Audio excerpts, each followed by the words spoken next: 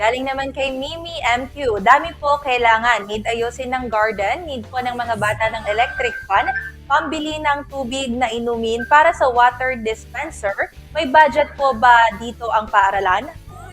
Ayan so muli po ay mahigpit po pinapatupad po ng Schools Division Office po. Ito po ay pinaalala po ng Schools Division Office po ng Nueva Ecija ang no collection policy po Ayan po ay under po sa DepEd Memorandum Number 41 Series of 2024 na pinatutupad po sa pamamagitan po ng Division Memorandum Number 281 Series of 2026.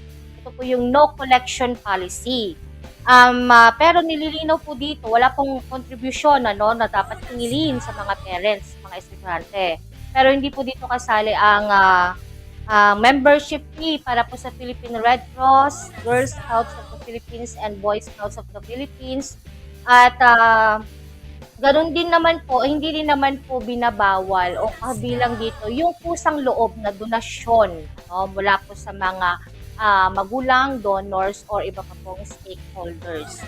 So, no collection policy po, mahigpit pong pinatutupad, pero open naman po for donation.